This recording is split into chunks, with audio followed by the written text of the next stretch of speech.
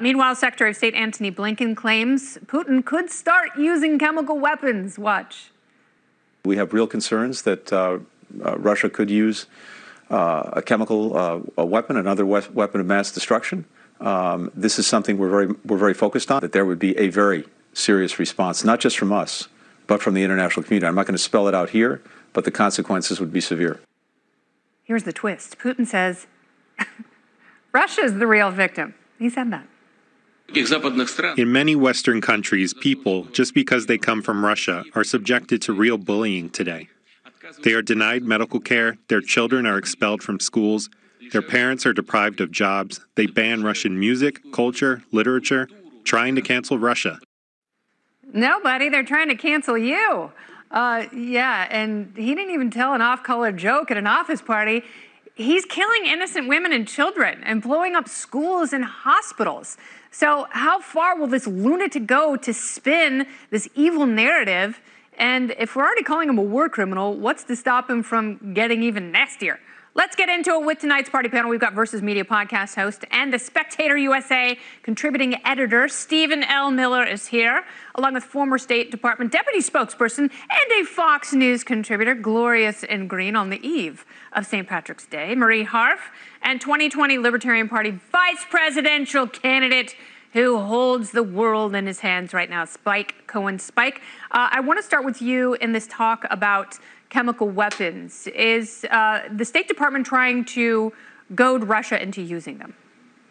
Well, if they did, it would be the first time that the U.S. government ever lied about weapons of mass destruction in order to inflame tensions and possibly lead to U.S. invasion. So if that were to happen, we'd be treading new ground here. Now, here's the thing.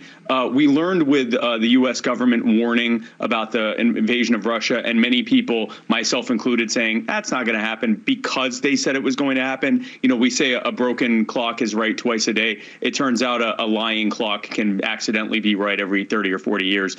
So it could very well be possible that they could use it. I'm not sure why they would use it. They have overwhelming military force, and it's something like that that could potentially lead countries that right now are staying on the sidelines, including neighboring countries that could be affected by WMDs, chemical weapons, and things like that, to have to get involved. So I can't see why they would, but they certainly could. I don't think I would say that because the U.S. government of anyone would tell us that they are.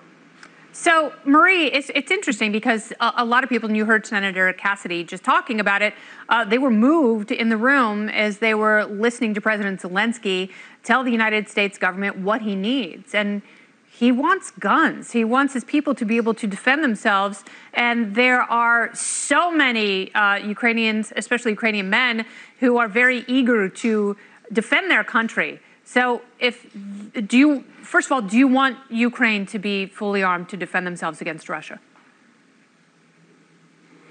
I mean, I think we all do. The question is where those arms come from, what those arms look like. There's no magic bullet here. There's no one plane or missile that will mean that Ukraine can beat Russia militarily. But every time we give them an additional missile system, every time we give them something new, it helps them make life really difficult for the Russians. I think everyone who follows this closely has been surprised by how poorly the Russian military is doing, but they still have overwhelming power.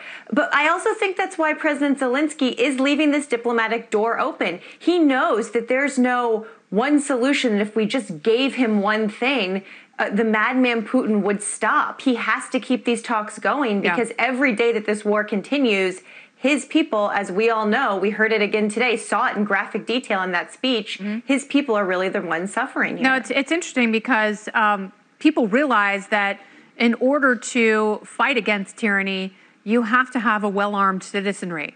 And it's interesting because Americans figured that out a long time ago. So if they get guns, we should have guns too. So, Stephen, you know, back to the point, why is the United States tasked with solving this entire thing? No.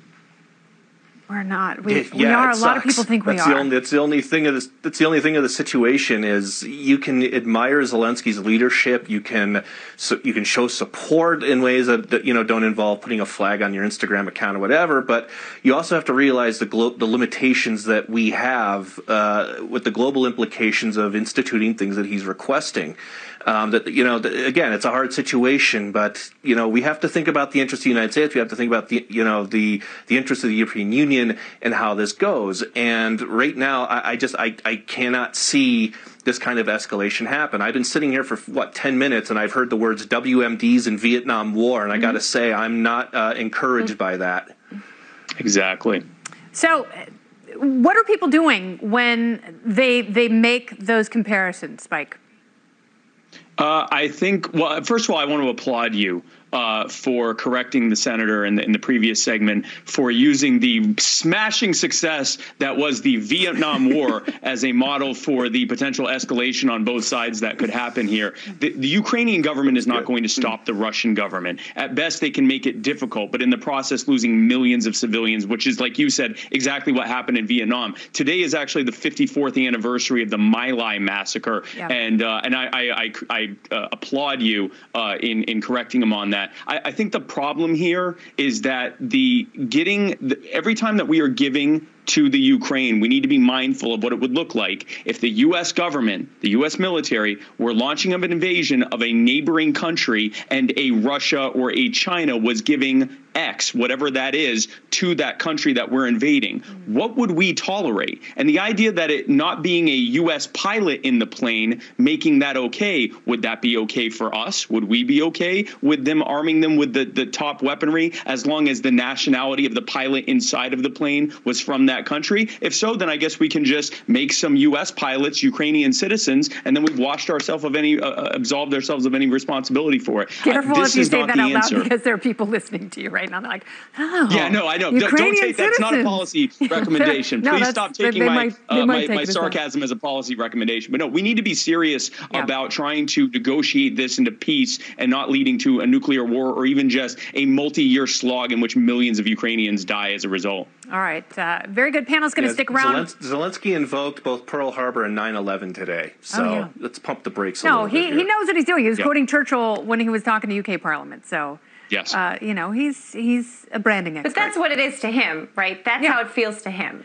Yes, I understand that, and that's the imagery that he has to use to meet his objectives and save his people. I understand that, and he's going to appeal to emotions. I understand that as well, but at some point, we have to extricate ourselves from a situation that could grow prolonged and incredibly deadly, to Spike's point. And on that, we make the dismount. The panel